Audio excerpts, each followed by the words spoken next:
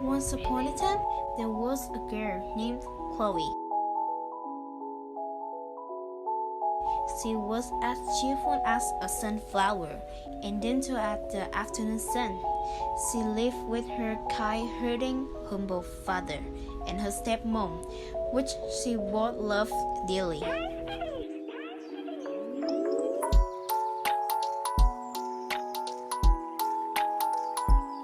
As morning came, Chloe's stepmom asked her to buy some bread, and the innocent girl agreed. But unfortunately, her stepmom had other plans. As something was brewing, she put into a heat of poison and gave it to Chloe's father. Day by day, her father's health worsened. Chloe grew sad at the sight of her dad's illness. Later, while Chloe was out in the garden, she couldn't put her mind off of her dad's physical state. Suddenly, when all hope was lost, a fairy appeared and noted Chloe's worried look. She calmly asked, "Oh, my poor little girl, what's wrong?" My dad, his health is deteriorating and I can't do anything to help. "Little girl, how about we make a deal? You will find for me 3 ingredients in exchange for the cure." Chloe's eyes sparkled as Instant accepted the offer. Fairy continued. "Now, these ingredients can be found in the deep forest. Be careful, darling, as you only have 1 day to complete this mission." The little girl got ready. She had everything she needed, including a bouquet of flowers from her garden, some bread, and a tree branch. As she was walking through the forest, she admired the scenery and got her head up in the clouds. Then she bumped onto a girl. Ouch, sorry? Hey, apology not accepted. Well then, what is it that you need? Actually, your bouquet of flowers. Can I have them? This is the one with the most petals, but it isn't enough. What do you need so much petals for?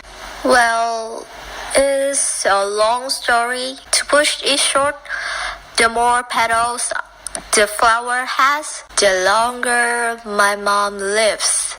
Chloe was shocked at the girl's story, but came up with an idea. How about you pick each petal into smaller ones? Oh, that's great!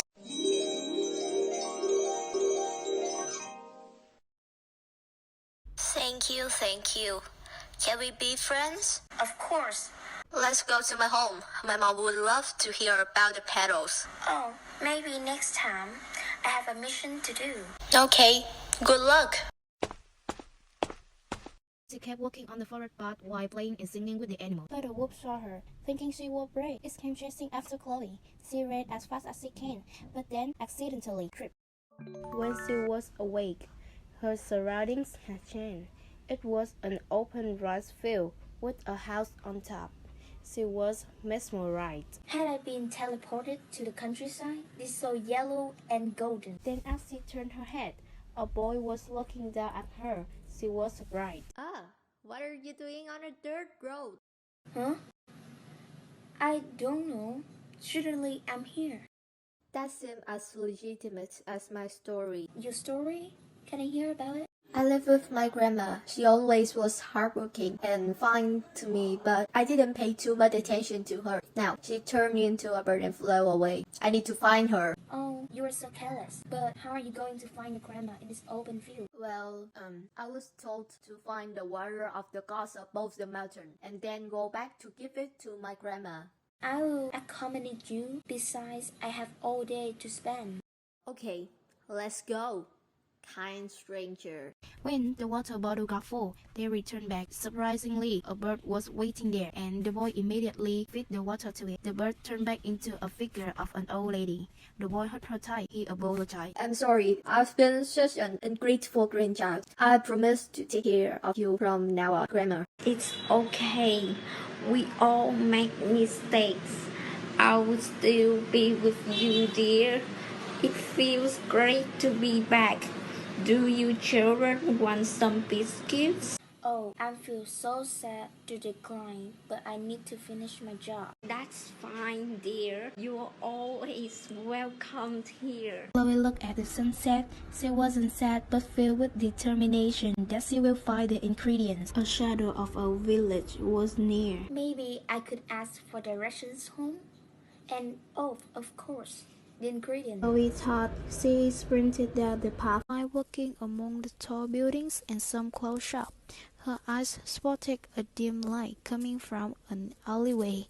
Her curiosity spoke, so she decided to look in there and saw a girl who was suffering from the cold.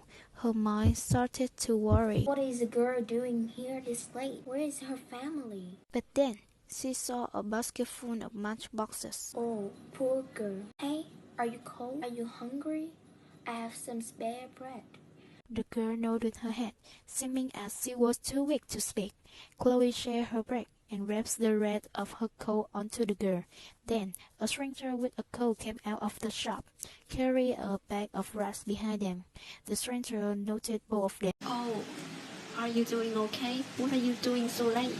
I was heading back home when I saw her. She was freezing cold, so I came to help. Well, my cafe's still open. Come in, we have conditioning in there. The cafe owner helped them get in. After a while, the girl thanked Chloe for the help and spare food. Chloe, like always, was touched. The owner saw the girl's basket of matches and told her, You sell matches?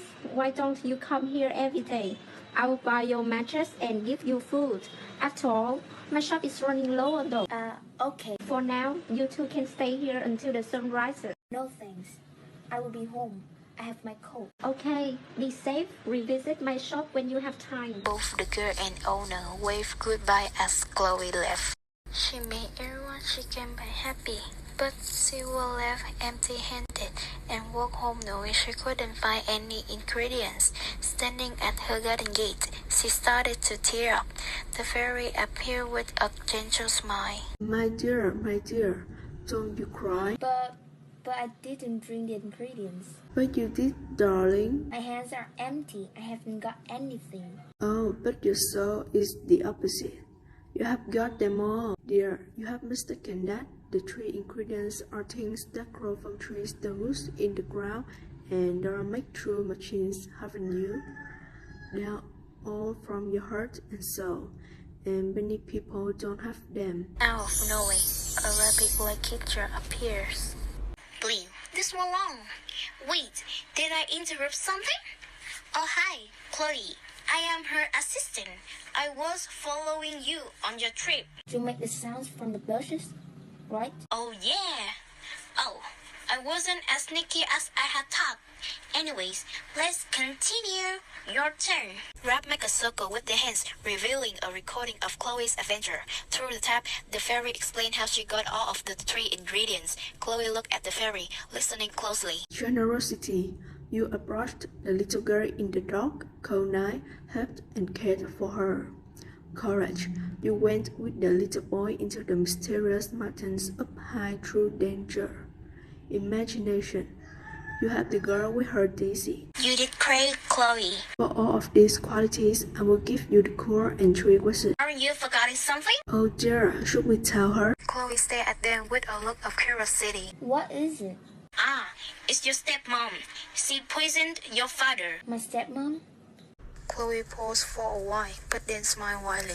Well, I only need one exact wish.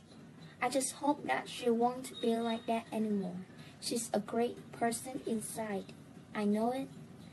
I forgive my stepmom. Please make her a better person. Wish granted. With her magic wand, the fairy made two poisons for Chloe. One is the cure for her death unit. The other is the cure for her stepmom Cree. Here now, you know what to do. Go on, we will miss you. Now, after everything is resolved, they live happily ever after in their humble shop with their friendly neighbor and guardian from above.